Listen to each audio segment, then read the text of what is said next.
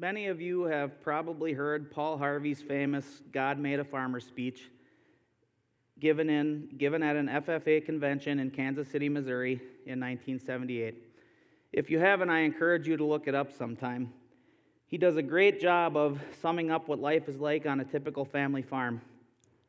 Get up before dawn to milk cows, work in the fields all day, come home and milk cows again, and then head to town for church or school board meetings or whatever else needed was all in a day's work. Our family farm is no different. The history of our family farm dates back to 1866. In October of that year, my great-great-great-grandfather, Charles Reible, fresh out of serving his country fighting for the North in the Civil War, purchased a farm in Farmersville, Wisconsin, which is just north of Mayville. Yes, Farmersville is a real place. My family has continuously owned and operated the farm ever since. We've grown over the years from his original couple of acres and handful of animals to our current size of 369 acres and 350 cows. One of the most rewarding things about growing up on the farm is working with our parents and grandparents. My grandpa taught me how to drive my first tractor. My grandma, she taught me to work hard no matter how big the job. I can't tell you how many times I would see her take on a job that I thought would be way over her head, and by the end of the week, she would have it finished. That drive and that persistence is something I'll remember for the rest of my life. My dad taught me that there was always work to be done, no matter what. We worked through scorching heat, blistering cold, weekends, holidays, heartbreaks, and hangovers. I've learned from my mom that she is one of the most important members of the farm. She makes meals, oftentimes delivering them to tractors during busy planting and harvesting seasons. She watches her grandchildren after school or during the summer. She makes frequent trips to the vet or to the bank or for parts. And your siblings on the farm, they keep you humble for sure. Growing up on the farm, you learn so much, but when you're young, for the most part, you're oblivious to the challenges. The greatest challenge is having an unreliable price for our milk. Our milk price is based off of the futures market at the Chicago Mercantile Exchange. There are so many factors that influence our price. Natural disasters in areas of the world that produce high volumes of milk, the strength of the U.S. dollar, or the strength of the middle class in major export countries all play a role, just to name a few. We also have a problem with overproducing more milk than the market can bear. You see, in America, we've become so good, so efficient at dairying, that our 41,809 registered dairies can amply supply our country's dairy needs, and we still need an export market. Friends, we truly live in a land flowing with milk and honey. So how do we produce all that milk? Well, one of the biggest improvements is that we've learned how to keep cows healthier and more comfortable. Our cows are on a routine vaccination schedule throughout the year to protect against mastitis, pneumonia, Clostridium, and Salmonella. The most attention a cow needs is 3 weeks prior to or 4 weeks following birth. Birthing is a near daily occurrence on our farm. In 2013, we had grown to the point in our dairy operation where we needed to build a new barn. Our old facilities were quite outdated and had been retrofitted several times over the years to grow our farm as inexpensively as possible. In making the decision to build, our whole family spent a great deal of time thinking, soul-searching, praying. I had trouble sleeping at night. This was, after all, my childhood dream. I knew what I wanted to be from a young age. I wanted to be a farmer just like my dad. So why was this such a hard decision? Well, it meant that my dad had to put his life's work on the line as collateral to secure a loan to build our barn. Talk about sacrifice. He could have avoided the financial risk and enjoyed the fruits of his life's labor in retirement. But he was willing to take that risk for the shot at the farm to get carried on to the next generation, just as his dad had taken it over from him. My next concern was that I was in uncharted territory. Dad told me, if you want a barn, you are in charge of overseeing the project. I was terrified. Now I had to lead meetings and make big decisions. Scary stuff for someone who's never done that before. What if I make a wrong decision? It was a very stressful time, but it was a good stress. Good stress can have a very positive impact on our lives. The best crops to feed cows are drought-stressed crops. Winemakers will tell you the best grapes for producing wine are drought-stressed grapes. Why is that? Because when a plant is lacking adequate moisture required for growth, its roots are forced to dig deep in search of any source of nutrition it can find. The alternative is to die. Now that's a serious problem. As a result, the plants are chock full of nutrients that they would have never bothered to take in otherwise. I think people are a lot like plants in that way. It's the stressful times that force us to try a little harder. It's the uncomfortable situations that force us to think outside the box. Sometimes you can accomplish things you may have never before thought possible. You learn to dig deep, searching for any resources available to you, and perhaps finding some you didn't even know exist or wouldn't have bothered to consider in less stressful times. So don't be afraid of a little stress. Put yourself in uncomfortable situations. I recommend doing a TED Talk.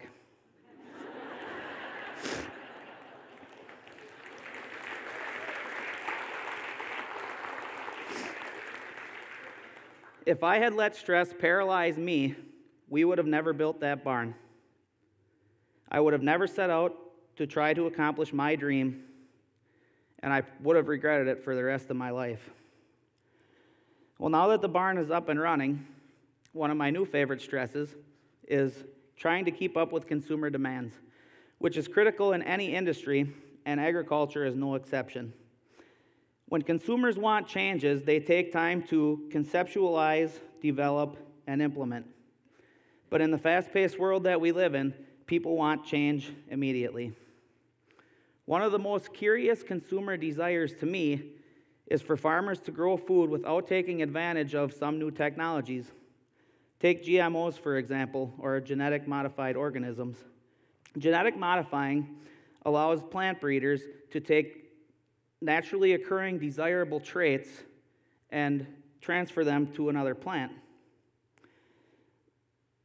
It takes GMOs an average of 13 years between research, development, and regulatory approval.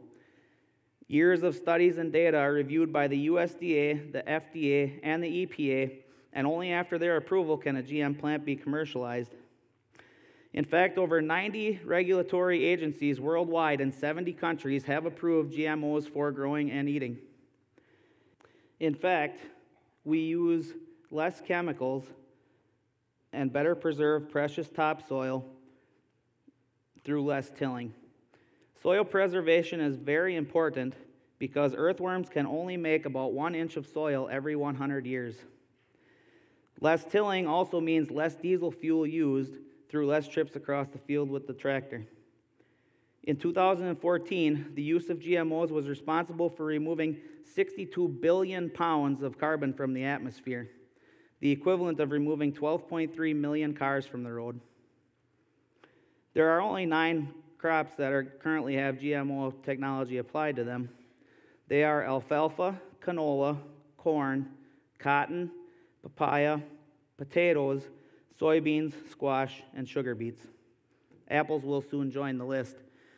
Seizing on consumer fears, companies have begun to label everything GMO-free. Of course, tomatoes are GMO-free.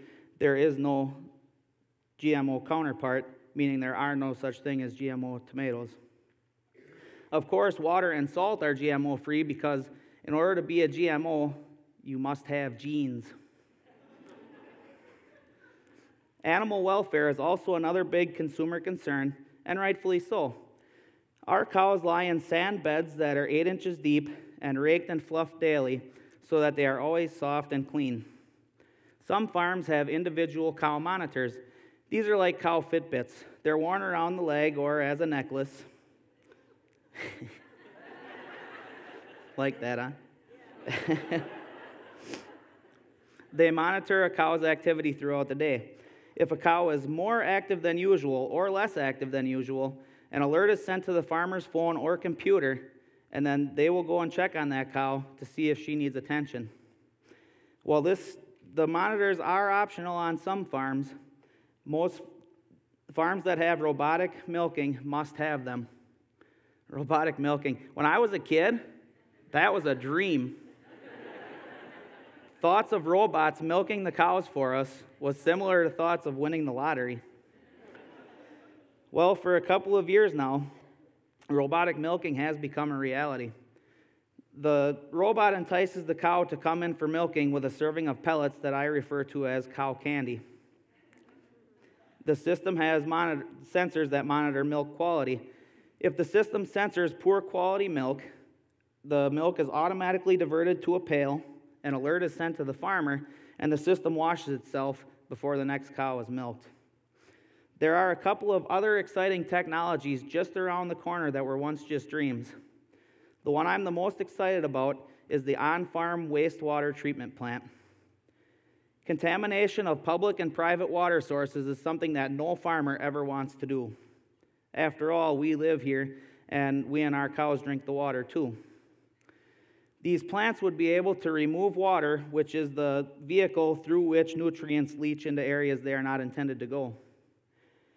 The water, after treatment, would be so clean, it could be returned to a nearby stream, just like human waste plants. And what's left is a solid, nutrient-rich product that could be used to fertilize fields or even your garden. Another innovation in the works is a product that would reduce a cow's methane emissions. Though it's in its infancy, it's another example of farmers hearing the voices of their consumers. Cows release methane gas when they burp. It's a common misconception that it comes out the other end. This product would go a long way in further reducing a farm's carbon footprint. Oftentimes, people ask me, why do you farm? Why put yourself through the daily stresses? Why have minimal time off, long hours? Why put yourself through it? The answer is because being a farmer is something that you are, not something that you do.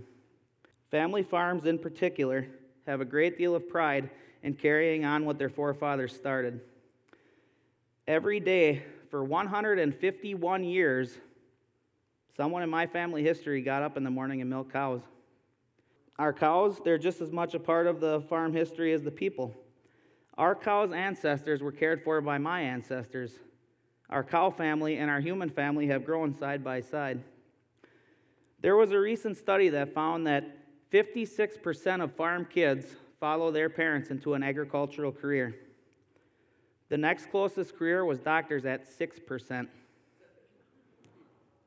The author speculated that growing up on the farm, you fall in love with it at an early age, and I think that's true.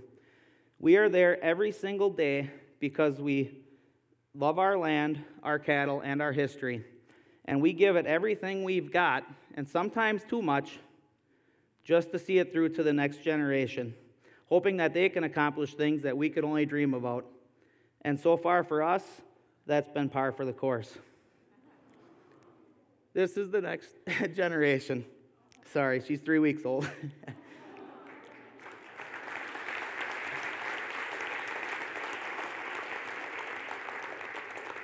Will she or one of her 4 cousins want to take over the farm someday? It's too soon to tell, but there's a 56% chance. Thank you.